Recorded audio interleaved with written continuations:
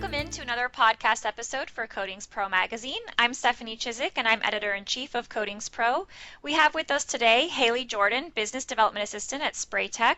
SprayTech is a commercial roofing and insulation company servicing Kentucky, Indiana, and Ohio, and they specialize in spray-applied systems for commercial, industrial, and institutional buildings. Thank you so much for joining us today, Haley. Hey, thanks so much for having me. I'm excited. Sweet. So why don't you go ahead and start by giving our listeners maybe a bit of your background? Sure, yeah, no problem.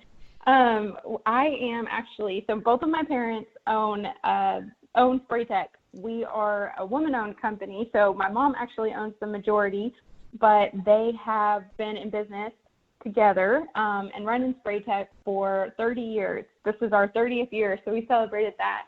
But yeah, so I'm their daughter, but thank you.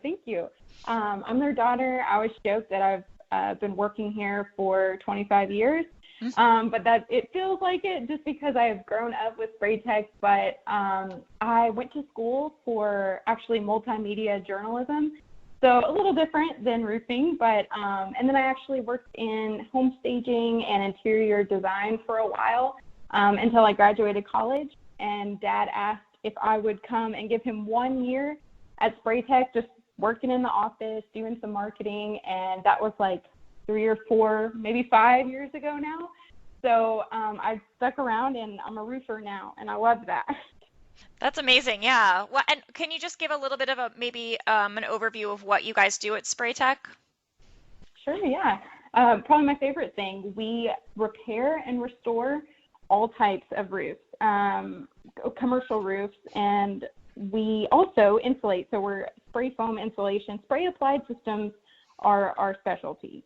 So we can repair and restore or replace commercial roofs, and we can also insulate interior and exterior of commercial buildings. Okay, that's. I mean, it sounds like you guys do a lot then, and I'm wondering too how you bring your background into it. I bet you have such a unique point of view to bring to the business that you can kind of like, kind of think outside the box maybe or something along those lines. I think the only thing, maybe not the only thing, but the biggest thing that I bring to the table is like trying to explain why this matters. So it's kind of that perspective of no one cares about their roof as much as we do. No one cares about spray foam as much as we do. So it's kind of making that, bridging that gap of like, why should you care, and education on that part of it. And so that's what just totally geeks me out, and what gets us all excited is about how we can find a solution or, engineer something for a customer that is just like the best value and something that just blows their minds with how much they can save, how much, how their building can be restored, whatever it is, just working with customers and finding that best value and getting them excited about our products and services too. But yeah, that's part of my favorite part, and hopefully what I'm best at in a sense. Do you think that most people come to you guys when there are like as a reactive, when they're having leaks or something like that, as opposed to proactively coming to you? Most definitely. That's probably the number one thing that we say is like, you don't care about your roof until you need to, which honestly, it's out of sight, out of mind. You can't blame anybody for that. We're really, really pushing our preventative maintenance right now and trying to explain and educate our customers and potential customers of why maintenance and paying attention to your roof every single year, twice a year preferably, is so important. But we've been saying that for years. It's just kind of, it seems like that time for education where people are, once we have them, and they're interested, it's like we want to continue to explain that, look, this isn't a one-time thing. It's gonna be worse. It's gonna be a longer-term issue if you don't pay attention to it now or pay attention to it little by little each year. So yeah, definitely, people come to us when it's leaking or it is so old, it just looks awful, and something just needs to happen. Which, like I said, you can totally understand. It's a large investment, and we don't overlook that at all. Yeah, I mean, I think about it, you just reminded me of it's like time to get my HVAC checked. It's like you're supposed to do that Exactly. twice a year, and it's probably the same sort of mentality as like, if you don't pay attention to it, you could have a serious problem down the line that's probably even more costly and more disruptive, and it's so interesting. Could you Exactly, exactly. could you maybe explain to our listeners who don't know what spray foam is, just so, that thousand kind of foot view of what spray foam is? Yes. So anybody who is not familiar with spray foam, I think they should be. It's a unique product. Honestly, spray foam and coatings are such unique products that they have so many uses that I really do think that there is a solution for anybody in there, whether it be on the commercial or residential side. Obviously, we focus on commercial, but just the functionality of spray foam. You've got the fact that it's self-adhering and a seamless application. It's very long-lasting, a warranted system, leak-free, reflective, so there's some cool roof rebates that you could possibly cash in on. So energy efficiency, all of these, big marketing words, if you will, make it a great product to look into. But like I said, the functionality and just how versatile it is, whether it's an interior, an exterior application, a complete roof system, or, we can even insulate tanks. We insulate tanks with spray foam and ductwork insulation. So there's just a lot of different uses. And I think, so, like I said, something for everybody. Yeah, I think, and just for our listeners' sake, I'll put a little plug in. The reason that we kind of focus some of our projects on spray foam, to your point, is that the exterior spray foam products need to be coated to protect them. As far as I understand, from UV rays and those kinds of things that could affect the functionality of the spray foam. So we've definitely done exterior tank projects that are insulated and then coated on top. So you had mentioned the coatings portion. I just wanted to kind of circle back and explain to our Coatings Pro readers why it Yeah. is that we focus on spray foam occasionally. So Exactly, exactly. And don't even get me started on coatings and why they're so great. I think that, I think that is coming up, honestly, more than spray foam. But yeah, there's uses for both. Honestly, there's a time and a place, if you will, for both of them. So yeah, both of them are great products. absolutely. Yeah, no one thing can be the solution for all problems, I would think. So they all For have a sure. place. Yeah. So I guess I don't know how long you've been there now at Spray Tech, but what are the kind of lessons learned? Even just over the past year, I feel like we've all grown so much or been forced to grow, I guess. What Yeah. challenges, opportunities have you guys experienced that you want to share with our listeners? Well, of course. You can't go anywhere without someone saying, like, well, it's just been an odd year, and it definitely has. I think our whole team has done an amazing job just being flexible and learning how to adapt to the changing landscape. But we have learned a lot about flexibility, which we always are. We always try to be flexible and creative.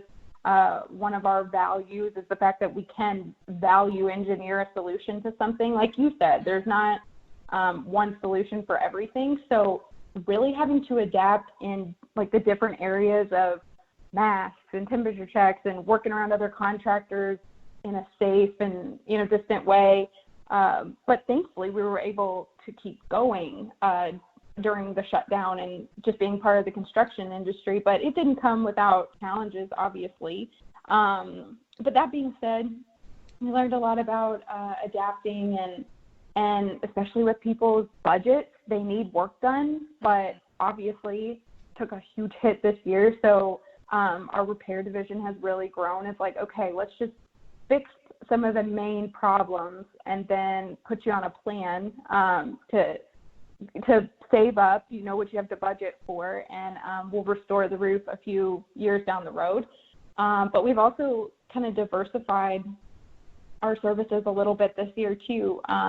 Insulation has really grown just because it's kind of that quick fix to some of the energy efficiency problems. And honestly, there's a lot of new construction this year as well. So, which is great that, infrastructure is still rocking and rolling. But we've been a part of that, and we've also kind of dipped our foot in a little bit more into the membrane side of roofing, which is so new for us, but definitely a solution that some of our customers really wanted to look at, and it was just the right fit for a few of them. So we were able to check that out, and it is a whole other ball game, but it's exciting to kind of check out all the different things that the roofing industry has to offer.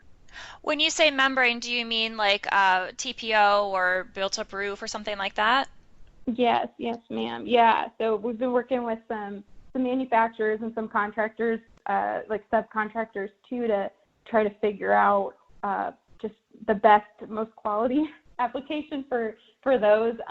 Definitely our bread and butter is spray foam and coatings, but when the customer has something in mind, and honestly, it's a small roof, whatever it is, we can now offer that with them and help them out with that. But yeah, we've had some awesome projects this year despite everything, so that's a huge blessing to us.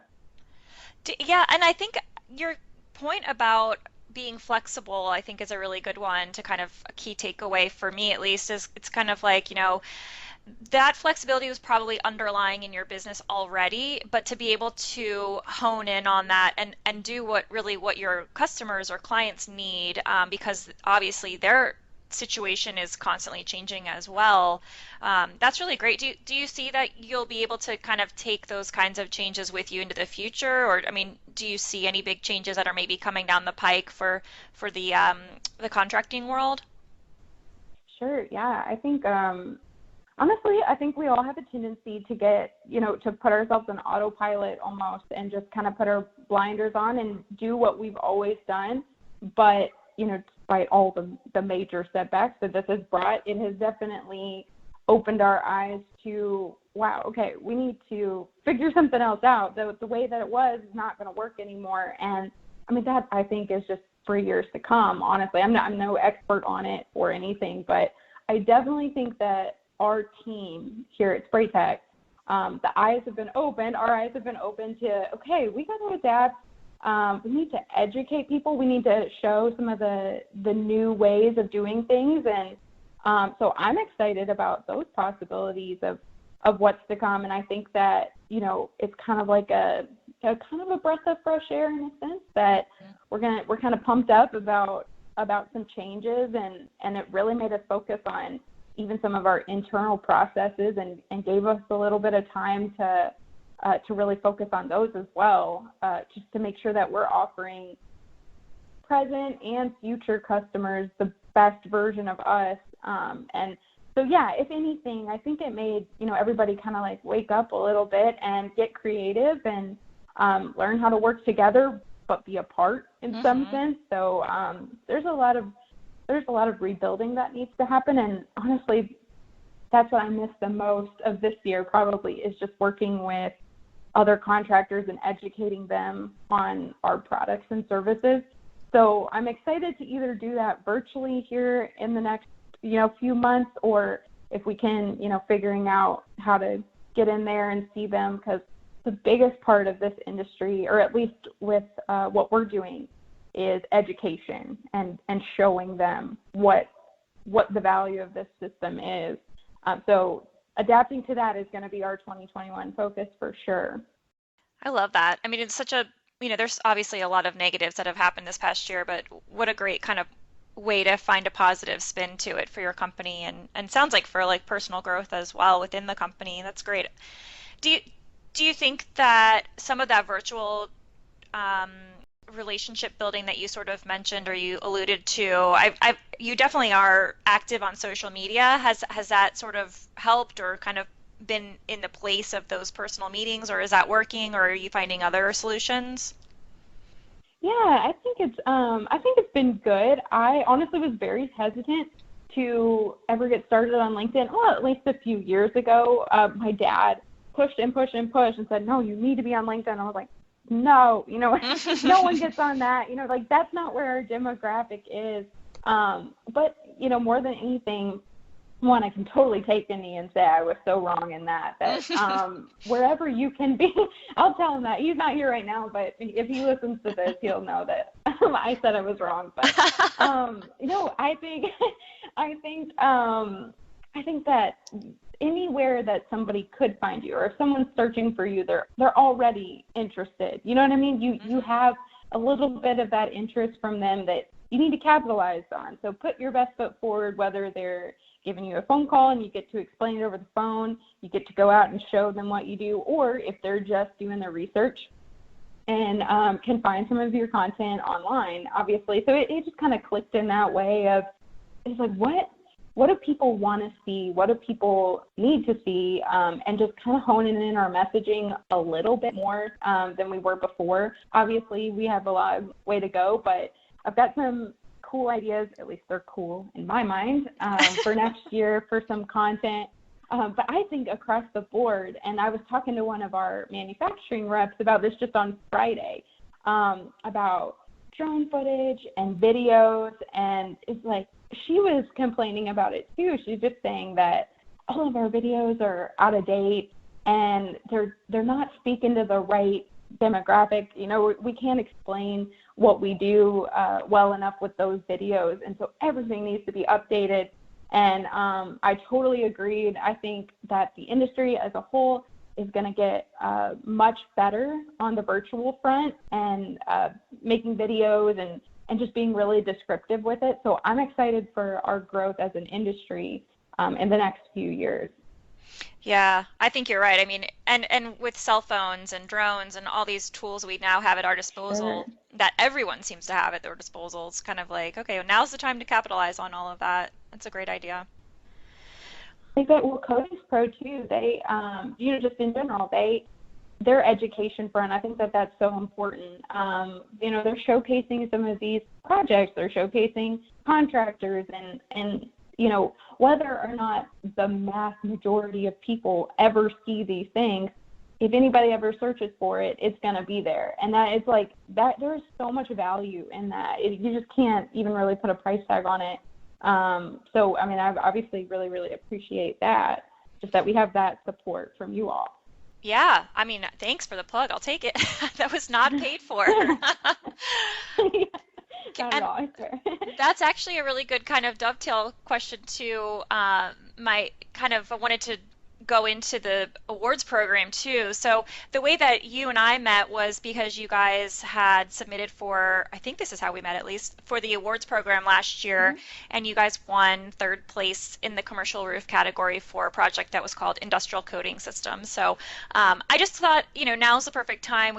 We're getting ready to close our awards program submissions for this year. We extended through the end of November. So if anyone's listening before November 30th, please do submit your project. But I thought you'd be a perfect person to chat with just briefly, what made you want to apply to the awards program? Is there anything that you kind of are able to get out of it? You briefly just touched on that about, kind of, I guess, marketing towards your potential future customers. But, can you just touch on why you decided to participate in the program last year? Sure, yeah.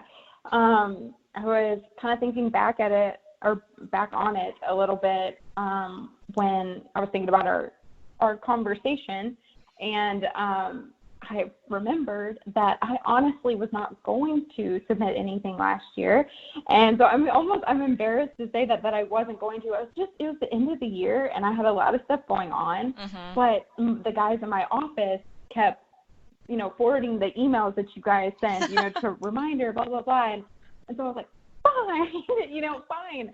I will submit this year. And it's the only reason that I held back is just because I'm not the best at the technical elements of it. And you guys asked a lot of questions about that, which is important. And so it was more of just like, I'm going to have to pull out the job spec. I'm going to have to do all this stuff. But once you do, you start looking back at it, it's like, oh, people would actually be interested in this. This is a really cool project, and so I don't know what stops you from doing it, but I think it's just being lazy and putting in the effort. But I'm so glad that I did, obviously, because we got a little press out of it, and honestly, that's probably the best part of it. is you guys just make it look so pretty. And I just think that it has that credibility behind it. It's like, look, we're not just saying, we're not the only ones who think this is cool. There's other people who see this project and recognize its value in a sense and recognize the unique parts of it. But yeah, for this particular project, the industrial coating system, they were actually these huge grain silos here in Louisville, Kentucky, and our customer had been one that we were trying to close, if you will, for a while. They just, it's a big project. Every single thing had to be craned to the roof. Like, the crane was there almost the entire time. So obviously it was a large undertaking. But so we finally, after like 3 or 4 years, were able to close this project and, start to mobilize our crews. And it was a huge safety undertaking as well. Obviously, they were like 180 feet up on these silos and working with the crane, and they only had a single person elevator. So everybody had to take like either the stairs up all of those stories or the single person elevator. So all of our equipment and everything and tools each day. So it was just this big project, and honestly, it was so cool once we finished it. The pictures came out awesome. I think that was really cool in the magazine to see, obviously, but it was just a testament, I guess, to the way that we can restore a roof in even the most unique of conditions. So huge silos, which you would not expect would need, that kind of work. We were able to tear off sections of it, not all of it because it just didn't need it.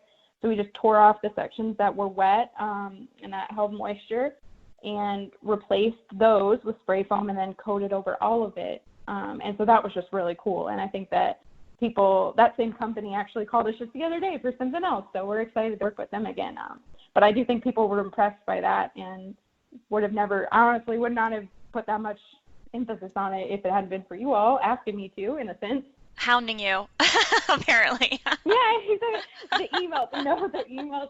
It is so good, but sometimes you just overlook those things. It's like you keep getting emails, and it's like it doesn't register until finally it's like, yeah, I should do that. That's good, and then you get paid back for it. So not every time, but it is really cool that we were chosen.